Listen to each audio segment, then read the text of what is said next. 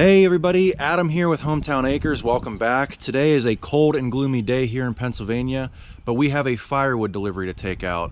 And this firewood delivery is one that we would not have gotten if it wasn't for YouTube.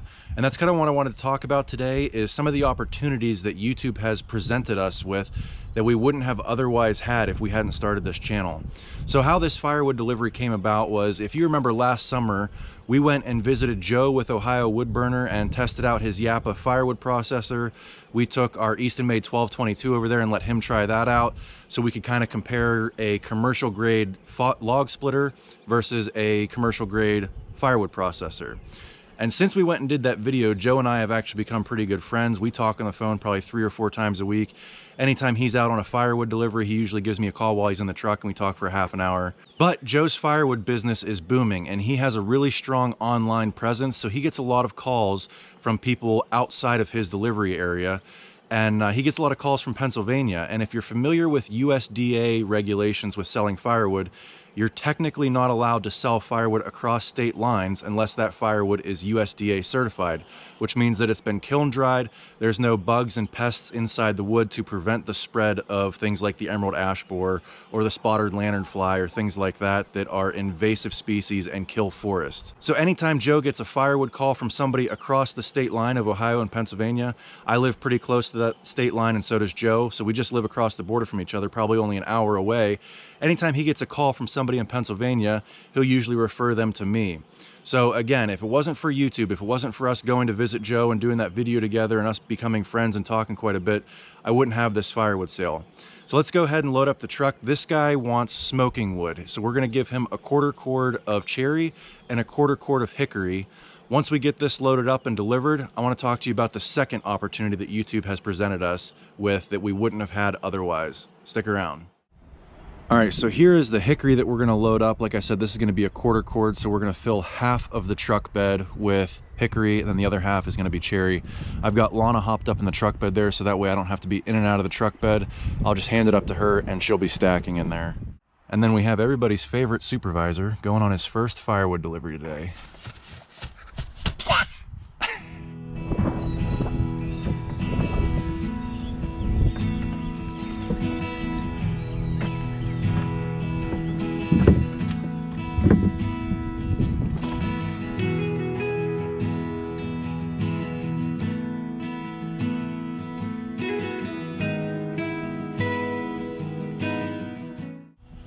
All right, so there is a 1/4 cord of the hickory. Now I cut and split this hickory about 18 months ago, so this stuff is good and dry. I'd say Lana did an awesome job of stacking this, looks really good. And then the cherry that we're gonna give this guy, we only cut and split about a month ago, but he said he's gonna burn through all the hickory first and let this cherry dry out. Now cherry is nowhere near like oak or hickory. It doesn't take nearly as long to dry out. This will probably be dry in 4 to 6 months, but that hickory and oak, it takes well over a year to dry out.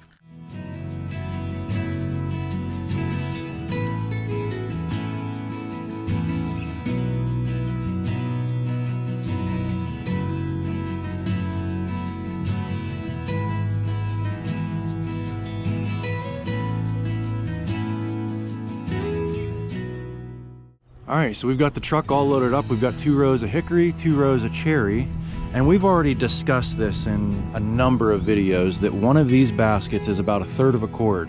So if I'm giving him a 1/4 cord of hickory and a 1/4 cord of cherry, and we used one of these baskets to load up 2 rows, and that's how much is left, I would say that's probably exactly a 1/4 cord if that basket is 1/3 of a cord. We left just a little bit left in the bottom there, and we've got a 1/4 cord loaded up. So I think we're ready to take this out for delivery.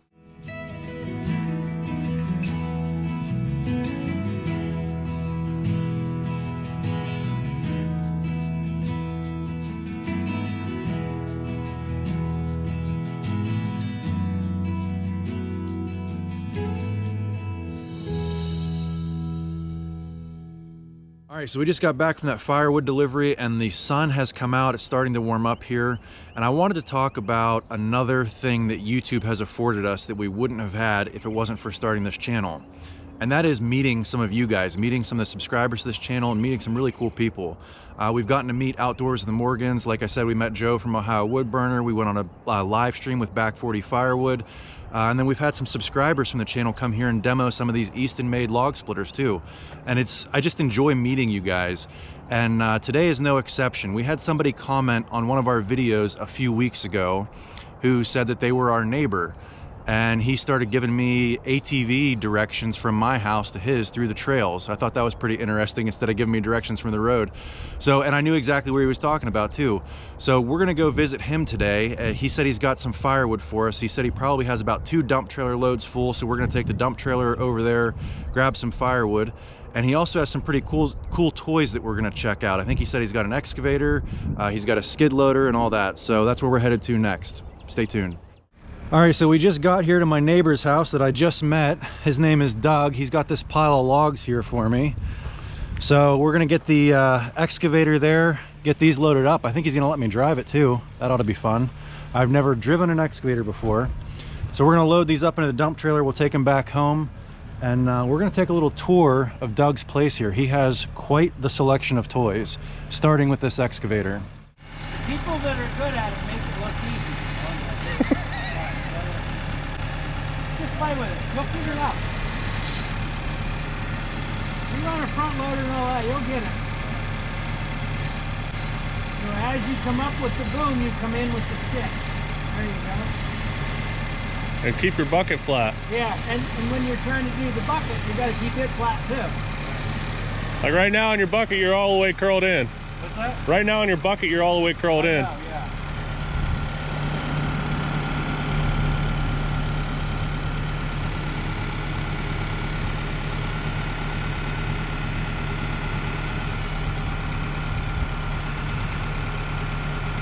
There, leave it right about there like you were going to dig. Yeah. So you're going to bring the boom up, you're going to bring the dipper in, but you also have to keep the bucket or that ripper on a parallel level with the ground. So you're doing 3 things at once. There you go.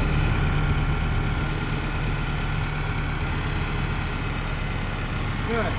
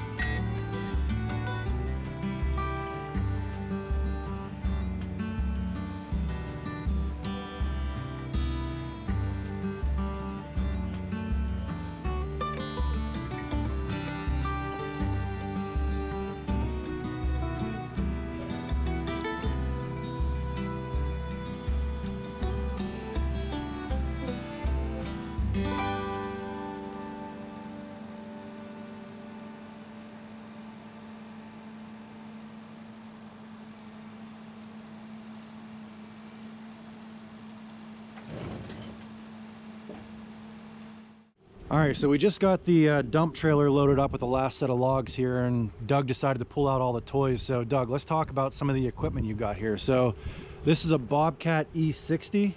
Yes. Yeah. So tell me a little bit about this machine and why you decided to go with this, and what do you use it for? Well, years ago I bought a Bobcat E55, picked it up used down in the Pittsburgh area, and it was the first excavator I've personally owned, and I just use it around my land here. I've got 37 acres now, and I like to use it to clean the trails out, pick up dead logs, do different things around the house here, and I like to be able to help the farmer down the road and do some stuff for him, and yeah, clean up the edges of his field. Yep. And yeah, so it's, you know, I've been blessed to be able to afford something like that I don't have to go out and actually make money with it. Right. But it's my relaxed time. I hop in that, like you guys go split your wood. Yep. I hop in my piece of equipment and I go maintain trails or ravines or whatever it might be. Like the old Boy Scout saying, leave the campsite better than you found it, right? Yep, yeah, exactly. Yeah. All right, so then you've got a Bobcat T770. Yep, and before that I had basically the same exact thing. It was the T650.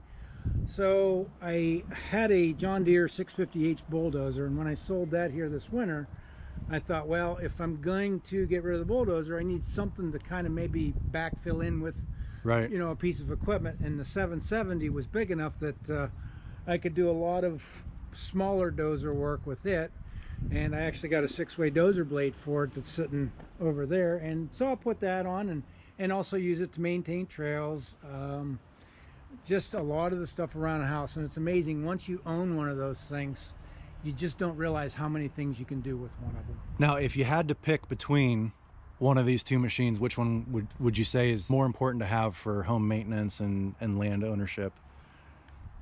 The track loader, it'd be more important for maintenance. Yeah. The excavator is 10 times more fun. So if I have a choice, if I don't know what I'm going to do today, I'll walk to the excavator first. Yeah, and I will say that's the first time I've ever operated an excavator before today, and I know I was moving at a snail's pace, but yeah, it's addicting. That was fun. I appreciate you letting me do that.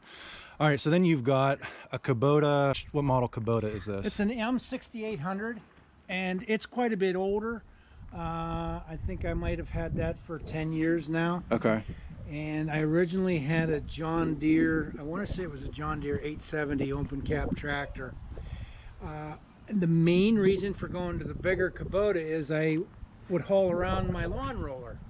And that lawn roller weighed so much that it literally pushed the rear end around of the old John Deere, just because it wasn't a big enough tractor. Right. So I had to step up my tractor game and get something that would handle the lawn roller so I didn't end up under it.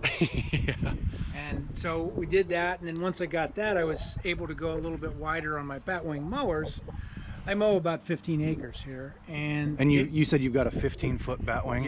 Yeah, 15 foot, and I originally had a 12-foot, and I was finding myself spending an entire weekend mowing. Yeah. Or on a beautiful day like today, mowing, and it just got to be, I didn't have time to go do fun stuff. I was busy mowing, so it allowed me to get the batwing mower, a bigger batwing mower, and I've knocked my mowing time down to about 2.5 hours to do 15 acres. Wow. All right, so you've got a snow bucket on here, and I know we talked about this before. You said that the skid loader on snow, you can get down the driveway, but you can't get back up. So you use the tractor for snow removal, right? Yes, yeah. For years I tried to use a skid loader, and what would happen is once you go down a blacktop driveway and clean it off, a little bit icy underneath. With the tracks, all it would want to do is spin. Now I could hop out and drive in my yard all day long, all winter with a track loader. But as soon as you get on a nice smooth flat surface with the tracks, it doesn't go anywhere. So what I did was, I thought this year I'll put the snow bucket on the tractor, and I have a back blade, and what I actually do is I'll put the snow bucket down and the back blade down, and I'll go down and up my driveway, and in one pass it's clean. Yeah. And it makes it nice. And the nice thing about this snow bucket then is when I do have a pile of snow, I can pick it up and bring it over somewhere where I'd prefer to have it melt off rather than on the side of my driveway or in the grass where it leaves dead patches all year long. Right. And then probably the least impressive and yet still a pretty impressive machine here is your Polaris Ranger 1000. Tell us a little bit about this. I mean, I've got a Ranger 570, and I'm sitting here drooling looking at this thing. Many years ago, and many models ago, I started out with what they call the Kawasaki Mule, and I believe it was a 500cc. And over the years of trading up and doing different, I found that I like the Ranger 1000 the best. Two reasons. One, because of the dump bed on the back, I can go out and I can gather up sticks and wood and do every kind of lawn chore I need to do. And the other thing is it rides really nice through the trails. So if I want to just go for a ride up through the woods and through the ravine, it handles everything that I've ever tried to do with it. As you can see, it's quite dirty. It's spring here. Yeah. So everything's muddy. It's muddy everywhere. Yep. I can wash it, and then in a day it'll be dirty. But I literally use this every day. Yeah. If I'm not out picking up sticks in the yard or doing something, I'm just going for a ride up through the woods. Yeah. Yeah, I keep telling myself, I've got the Ranger 570. I want to get a four-wheeler, but I know as soon as I buy the four-wheeler, it's just going to sit in the garage because I'm still going to use the Ranger. So... But yeah, I love these machines. The other good thing is the bonding you can have with, you've got a young child, you can throw him on your lap with your wife in there. Yep. And go for a ride. Me and my wife will hop in and we'll go through for a ride up in the woods, and it's enjoyable to ride up through the ravines and just some downtime to catch up and enjoy a beautiful day. It's a good way to spend, an hour after work or take a quick cruise on a Saturday or something like that. Absolutely. Yep. All right, well, since you gave me directions from your place to mine through the ATV trails, I'll go drop off that load of wood. I'll grab my Ranger and then we'll go for a little cruise.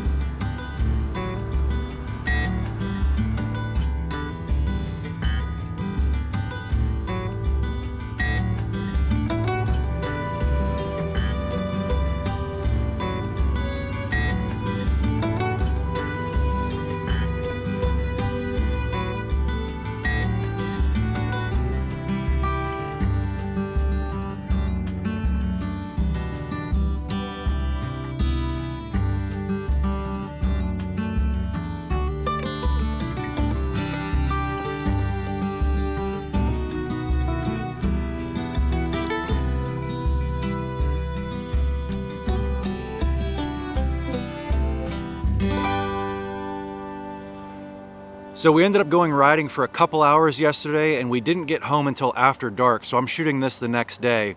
But tell you what, yesterday was a pretty memorable day, and we made a new friend.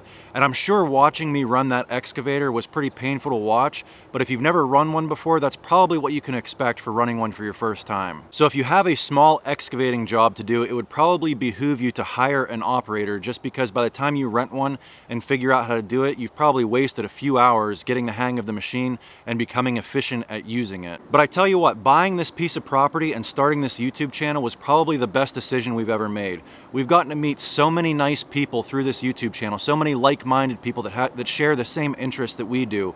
Owning land, property maintenance, outdoor power equipment, all the stuff that goes along with rural living. This type of lifestyle really lets you put down your cell phones and computers and just be in the moment. I don't think I picked up my cell phone once yesterday. I was having way too much fun learning how to run that excavator and then going trail riding with the Polaris Rangers. Yesterday really was like adult Disneyland for me. I'm 29 years old right now, and if you ask me what I want to be when I grow up, I want to be Doug. That guy retired early, he's got all the equipment in the world, he's got property, and his day at the office is sitting in his excavator or skid steer going back and maintaining trails. I mean, I think that's all of our dreams. If you're a fan of this channel, you can probably relate. But anyway, if you enjoyed this video, give me a thumbs up, click that subscribe button, and we'll catch you on the next one. Thanks for watching.